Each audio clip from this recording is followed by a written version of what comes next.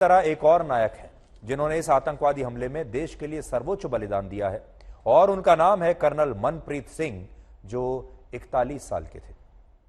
Colonel Manpreet Singh भारतीय सेना की 19 राष्ट्रीय राइफल्स के कमांडिंग ऑफिसर थे और उन्हें उनकी बहादुरी के लिए सेना मेडल से भी सम्मानित किया गया था। 13 सितंबर को जब कर्नल मनप्रीत सिंह आतंकवादियों के हमले में शहीद हुए, तब उससे कुछ देर पहले ही सुबह लगभग 6 बजे उन्होंने फोन पर अपने एक रिश्तेदार से कहा था कि वो अभी एक जरूरी ऑपरेशन के लिए कहीं पर आए हुए हैं और इस एनकाउंटर के बाद वो बाद में बात करेंगे, बाद में फोन करेंगे। लेकिन इसके बाद उनका कोई फोन नहीं आया। शहीद कर्नल मनप्रीत सिंह इतने जुझारू थे कि वो अपने पिता से अक्सर कहा करते थे कि वो सेना की जिस यूनिट में नायक हैं, उसी यूनिट में वो अफसर बनकर दिखाएंगे और अपने पिता को वो तोहफा देंगे, जिसका सपना उन्होंने बचपन से देखा और बाद में ये सच भी हुआ। हालांकि आज कर्नल मनप्रीत सिंह अपने पीछे अपनी पत्नी और 2 बच्चों को छोड़ गए हैं, जिनमें एक बेटा अभी सिर्फ 6 साल का है और एक बेटी सिर्फ 2 साल की है। और इन बच्चों को शायद पता भी नहीं होगा कि उनके पिता ने इस देश के लिए कितनी बड़ी कुर्बानी दी है। जान दे उन्हें शौक है देश की सेवा करनी ने।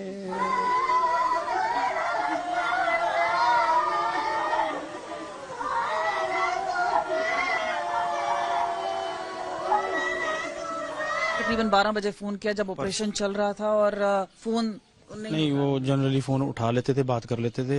नहीं बात करनी होती तो बोलते थे मैं बाद में बात करता हूँ, बिजी हूँ, पर कल फोन नहीं उठाया। मेरी लास्ट टाइम राखी पे बात हुई थी, सुबह बात हुई थी। नेक्स्ट मंथ उन्होंने आने की बात कही थी, अपने बेटे के बर्थडे पे उन्होंने आना था शायद। और 8-9 मंथ्स रह गए थे इस पूरे उसमें यूनिट में 19 RR में। इसके बाद शायद उन्होंने अपनी पेरेंट यूनिट में चले जाना था। तो डेली हम न्यूज़ देखते रहते थे। मेरे मदर जो है स्पेशली वो गिन गिन के दिन देखते थे कि चलो ये भी निकल गया मंथ, ये भी निकल गया मंथ, कि चलो 7-8 महीने रह गए, निकल जाएंगे। जब भी छुट्टी उन्होंने आना तो पहले अपने घर वालों जो भी संबंधी हैं उनको मिलना।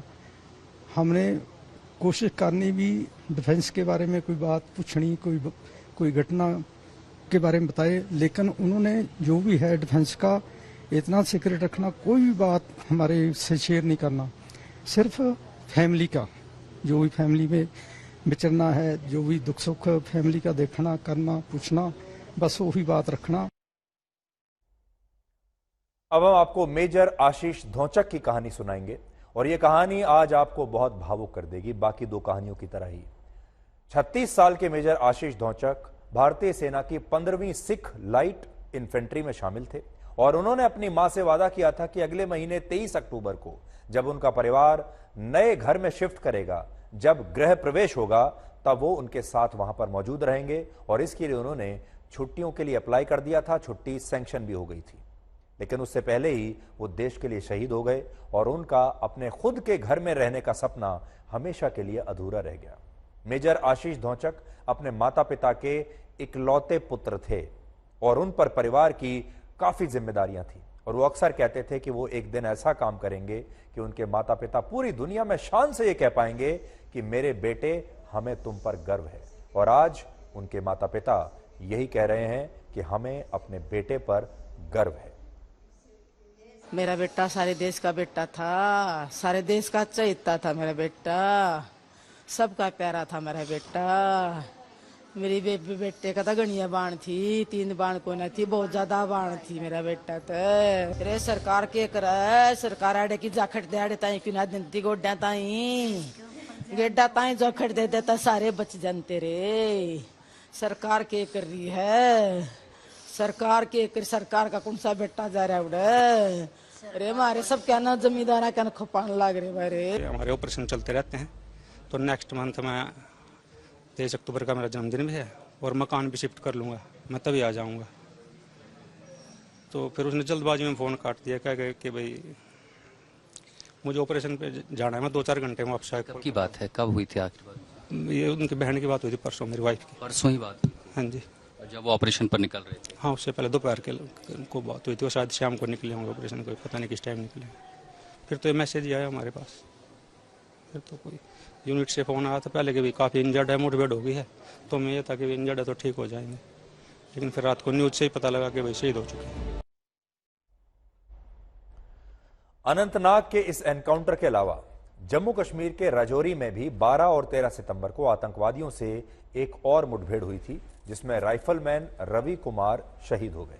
आज उनकी बात करना भी जरूरी है। जम्मू कश्मीर के किश्तवाड़ में जब शहीद रवि कुमार का पार्थिव शरीर उनके घर पहुंचा तो इस दौरान हर किसी की आंखें नम थीं और इस दौरान उनके अंतिम संस्कार में इतनी भीड़ आई थी कि नेताओं की रैलियों में भी और बड़े से बड़े एक्टर के किसी इवेंट में भी आपको इतनी भीड़ नहीं मिलेगी। और इसीलिए हम आपको कहते हैं कि हमारे देश के जो असली नायक हैं वो ये हैं। ये सारे लोग अपनी स्वेच्छा से शहीद रवि कुमार के अंतिम संस्कार में आए थे और उन्हें आखिरी बार नमन करके सैल्यूट करना चाहते थे। भारत माता की जय, भारत माता की जय, भारत माता की जय, भारत माता की जय।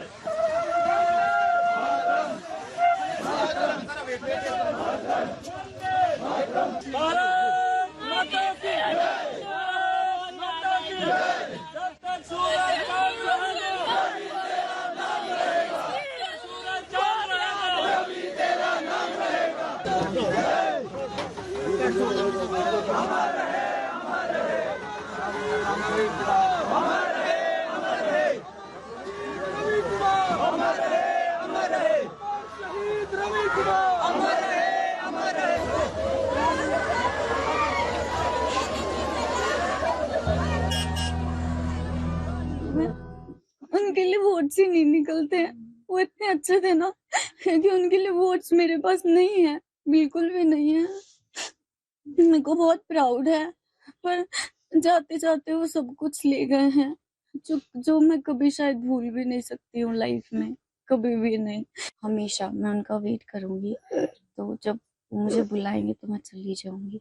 इससे ज्यादा मेरी लाइफ में कुछ भी नहीं है, ना खुशियाँ ना जिंदगी, कुछ भी नहीं। जो उन्होंने दिया मेरे लिए वो बहुत है, बस यही जिंदगी खत्म होती है, यहाँ से आगे कुछ भी नहीं है। हमारे देश में आज भी बहुत सारे लोग ऐसे हैं जिन्हें पाकिस्तान के मौजूदा और पूर्व क्रिकेटर्स सबके नाम याद होंगे, लेकिन इन्हीं लोगों से जब आप हमारे शहीदों के नाम पूछेंगे तो शायद 24 घंटे के बाद ही हमारे देश के इन शहीदों के नाम हमारे ही देश के लोगों को याद भी नहीं रहेंगे। आप खुद सोचिए, आज तो हमने आपको इन सब की कहानियां बताई, आपको बताया ये सबसे बड़े नायक हैं। आप खिलाड़ियों को अपने नायक समझते हैं, अपना हीरो समझते हैं, आप एक्टर्स को अपना हीरो समझते हैं और उनसे प्रभावित होते हैं, लेकिन हमारे देश के असली नायक ये हैं। क्या आपको ऐसा लगता है कि जिन लोगों को आप अपना असली नायक मानते हैं, जिन्हें विज्ञापनों में देखते हैं, बड़े पर्दे पर देखते हैं, जिन्हें आप फिल्मों में देखते हैं, क्या वो कभी आपके लिए अपनी कुर्बानी देंगे? क्या अपने परिवार की कुर्बानी देंगे? अभी आपने देखा एक शहीद की मंगेतर थी, रवि कुमार की जो मंगेतर थी, अभी तो शादी भी नहीं हुई थी। उस छोटी लड़की की स्थिति आपको देखनी चाहिए थी, जो ये कह रही है कि अब वो जीवन में कभी शादी नहीं करेगी और वो हमेशा रवि के घर पर ही रहेगी। ऐसा कभी आपने देखा है? लेकिन जब इस पर फिल्म बनेगी तो आप टिकट लेकर देखने के लिए जाएंगे और उस फिल्म में जो एक्टर्स, इस लड़की की भूमिका जो एक्टर निभाएगा या निभाएगी, उसे आप अपना असली आदर्श मानने लगेंगे। इसलिए आपसे कह रहे हैं कि इन परिवारों की इज्जत करिए। इन परिवारों के लिए आज आपको ऋणी रहना चाहिए। और दुख इस बात का है कि एक्टर्स के नाम तो हमेशा आप याद रखते हैं, क्रिकेटर्स के नाम आप याद रखते हैं, आपको पाकिस्तान की पूरी टीम के नाम याद होंगे, लेकिन आप इन्हीं शहीदों के नाम कल ही भूल जाएंगे।